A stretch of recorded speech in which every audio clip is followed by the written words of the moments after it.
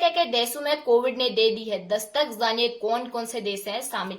पूरी जानकारी पाने के लिए जुड़े हमारे वीडियो में आखिरी तक। चीन, हांगकांग, सिंगापुर, थाईलैंड में कोविड वायरस ने दोबारा दस्तक दे दी है। क्या भारत पर भी मंडरा रहा है खतरा? ये बहुत बड़ा सवाल है। कोविड वायरस के मामले एशिया के कई देशों में अचानक बढ़ने लगे। सिर्फ हांगकांग में अब तक करीब 31 लोगों की मौत की सूचना मिली है।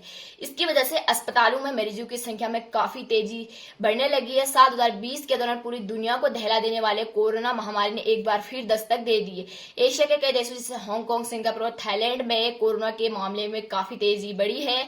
ब्लूमबर्ग की रिपोर्ट के मुताबिक इन देशों के अस्पतालों में भीड़ बढ़ने से लेकर मौतों की संख्या में काफी तेजी से इजाफा हुआ है, जो पिछले एक साल में सबसे ज्यादा है। अहम बात यह है कि चीन और थाईलैंड जैसे देशों में भी इन्फेक्शन के मामले तेजी से बढ़ने लगे। ऐसे में सवाल उठने लगा है कि क्या कोरोना महामारी की नई लहर दुनिया में फैलने की तैयारी कर रही है? क्या भारत को भी इससे अलर्ट होने की जरूरत है?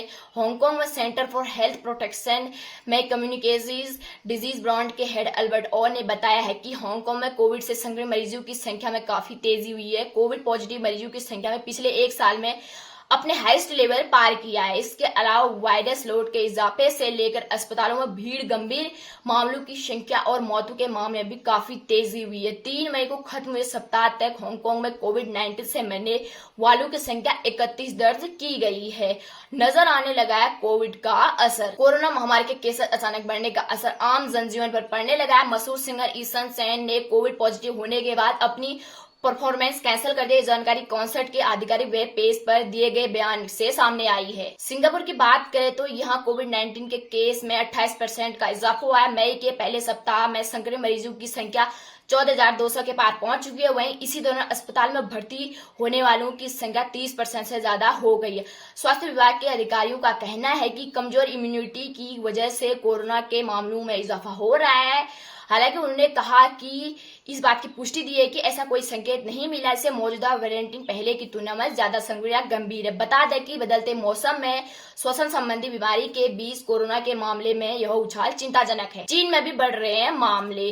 चीन में भी कोरोना के केस बढ़ रहे हैं। चीन के CDC के मुताबिक 4 मई तक पिछले 5 सप्ताह की बात करें तो अस्पतालों में कोरोना टेस्ट का पॉजिटिविटी रेट 2 गुना से ज्यादा हो चुका। उधर थाईलैंड में अप्रैल 2025 के दौरान मनाए गए सोंक्रांत फेस्टिवल के बाद इन्फेक्शन के मामले सामने आए हैं। क्या भारत पर भी मंडरा रहा है खतरा? ये बहुत बड़ा सवाल है। सबके मन में सवाल उठ रहा है। एशिया के कई देशों में कोरोना के मामले तेजी से बढ़ रहे हैं। ऐसे में सवाल उठता है कि क्या भारत पर भी खतरा मंडरा रहा है?